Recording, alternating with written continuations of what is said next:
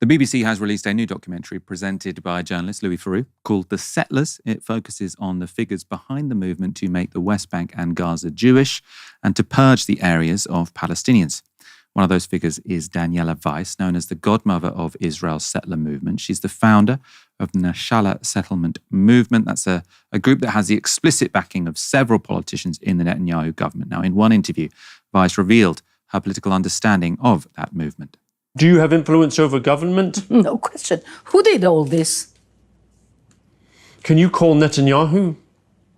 What do you mean? Like this? No, I call his aides. So the idea is to force the government by putting people, starts with small settlements, then they get bigger, then they get recognized by the state of Israel, and basically creating a new demographic reality. We do not force a government. We do for governments what they cannot do for themselves. Even if you take Netanyahu now, he is very happy with what we do here and also about our plans to build Jewish communities in Gaza. He's happy about it, but he cannot say it. He says the opposite. It's not realistic. Good! We will make it realistic. It's not forcing the government, it's helping the government. Really important points. So it's lots of the documentary sort of showing how extreme the settlers are, but that, I think, is the key moment because it's saying we are doing the Israeli government's job for them, right? Because we're changing facts on the ground. Because obviously, in 1967, you can say, it would be a crazy proposition to say that the Israelis could build all of these settlements in the West Bank. No Israeli prime minister could come forward and just say that. But if they tolerate the settlements being built, then to say, the Israelis are already there, we can't ask them to leave, then that suddenly seems realistic, right? So the settlers, their job is to change facts on the ground so that then the Israeli government can just rubber stamp it. And of course, the map you saw there in the clip shows all the Israeli settlements built in the West Bank since the Six-Day War of 1967. During that period, Israel seized the West Bank, the Gaza Strip, East Jerusalem, and the Golan Heights, bringing 1 million Palestinians under the country's control. The occupation of those territories remains illegal in international law, a point Theroux put to Weiss. Because it's territory that was won in the 1967 war, that under the Geneva Convention, transferring a civilian population into a conquered terrain, that's considered a war crime. What I do here is a war crime. According to the UN. You're cooperating with the person who committed war crime? Well, I'm interviewing you.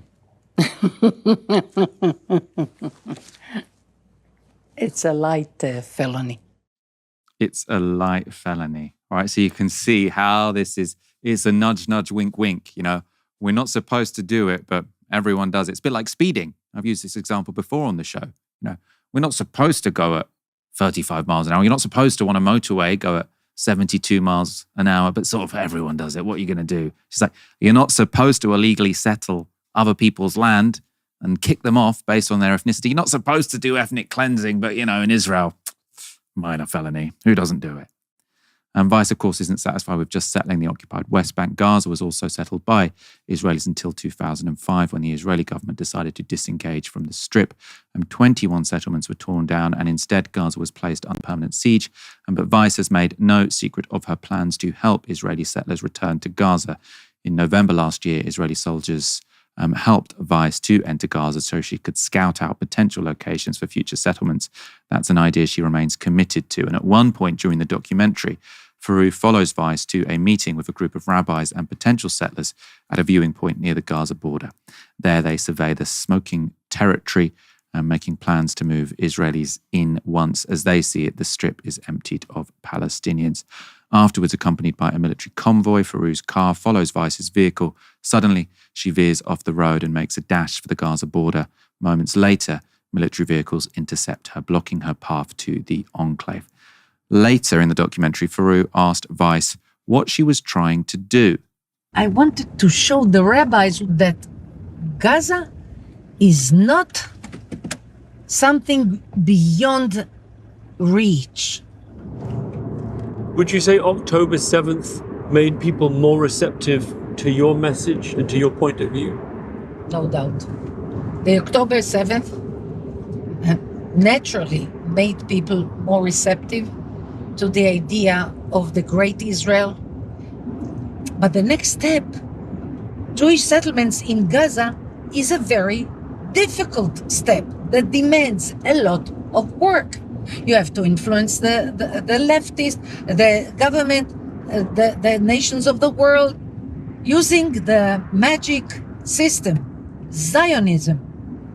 You redeem the land, you establish communities, you bring Jewish families, you live Jewish life, and this will bring light instead of darkness. Light instead of darkness, that's how she describes ethnic cleansing. Theroux's documentary seems to have been pretty well received so far, but back in February when the production was announced, The Spectator published this piece by Jonathan Sacerdotti, called "Why Does Louis Theroux Keep Picking on Israeli Settlers?" That's not a protected characteristic. Being an illegal settler is not a protected characteristic. The article attacks the BBC for commissioning a programme that, without having even seen it, the author believes will be biased against Israel. That piece, though, begins with a comparison that perhaps doesn't portray Israeli settlers quite as positively as Sacerdotti would like. He writes this: when is Louis Theroux going to make a documentary where he embeds himself with Hamas in Gaza or Palestinian Islamic Jihad in Jenin, Nablus, Tarqum, or Kilkia? Probably never, because he'd most likely come to a sticky end. Instead, Theroux is once again making a film about Jews in Judea and Samaria, the region known as the West Bank, focusing on so-called settlers. So he doesn't even think, he just thinks this is already part of Israel and these are not settlers. This is a very, very extreme man, it seems. Meanwhile, The Guardian has given the documentary 5 stars, but their reviewer has potentially missed the point. So in an otherwise glowing review, Stuart Heritage ends by saying this: as with everything, you wish certain aspects of the situation could be explored more. Most notably, the peripheral glimpses of Israeli activists who protest against the settlements probably needs more airtime, if only to demonstrate that this is a problem of individuals rather than an entire nation. Ash, how, I suppose, blinkered in your kind of liberalism, I suppose, in this sense, do you have to be to sort of have watched that and say, well, it's just some bad apples, really, isn't it? No. But Michael, I think you're getting this all wrong, because, we might do a piece about the royal family, and we might talk about all the people that support the royal family in this country. But in order to really balance it out, I think we need to hear a lot from the people who believe that King Charles is really secretly a lizard, because that's also a point of view that exists in this country. This is the thing about liberalism. Like, liberalism is a system of cope. At its heart, liberalism is a system of cope. It is a philosophical, psychological desire to comfort yourself with facts blown up or taken out of context, or narratives which comfort you, because if you are presented with this false equivalence or false sense of, oh, well, one side and then the other, then you don't really have to take a stance on anything. Right? That's what it's about.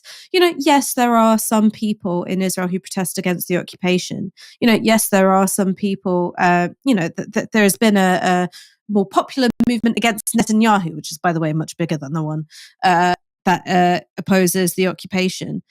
But these are not meaningful or impactful or significant political movements in Israel. Like, that's just the fact, and it's a sad fact. But it's a fact. Like it is a fact. And it would be like going back to the times of slavery, right? In the cotton picking South, and being like, oh, well, we've heard a lot from white landowners who own slaves and really support slavery. But like, in order to balance out the study of history, we have to hear from the white landowners who don't like slavery in Alabama as well. Like, it's just like, the number is so small that it's not fucking relevant. Like it's not relevant to the story. And your desire for balance takes you further away from the truth than closer to the truth. And this is the interesting thing about the BBC. And it was animated by that wonderful exchange between Amal Rajan and Gary Lineker. Amal Rajan stands for impartiality. Gary Lineker stands for facts. Sometimes facts are not impartial. And I suppose that's one last thing that, maybe some people in our audience will disagree with me. I say, let Israelis speak for themselves. Let Israelis speak for themselves. I don't want to hear from the liberal Zionist hand-wringers who work in the British media. I don't want to hear from, David Menzer, who's, a spokesperson for Israel, who I believe used to be involved with Labour Friends of Israel. I don't want to hear from them. I want to hear from Israeli Zionists themselves, because then all of this fucking obfuscation and no, it's not really that bad. And, the likes of Danny Finkelstein saying things like, Israel would never drone a child, is that you've got Israelis who are politically impactful, close to those in power, and also speak to the point of view of the majority of Israelis, saying it as they see it and laying out what it is they want, which is not to share the land, which is not a real two-state solution, which is not a democratic one state, which is not about seeing Palestinians as equals. It is fundamentally about ethnic cleansing. Fundamentally about ethnic cleansing. So I say, let Israelis speak for themselves. In fact, we need to hear from more Israelis in British media, because then at least some of this, I'm sorry, I'm swearing too much because it makes me really angry. This sort of like, if it wasn't for Hamas, or if it wasn't for the second Intifada, or if it wasn't for, Israel would be a lovely country, really. I wouldn't have these dingbats doing my head in anymore, because in a way they do my head in more. The dishonesty of it does my head in more. I just brought up a tweet from Richard Sanders. So he made some of those Al Jazeera documentaries. We've interviewed him on the show before.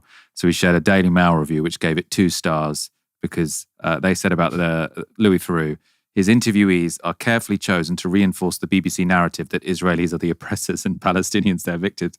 Can you imagine thinking that is like a narrative that someone has invented? But then this is Richard Sanders speaking from his own voice.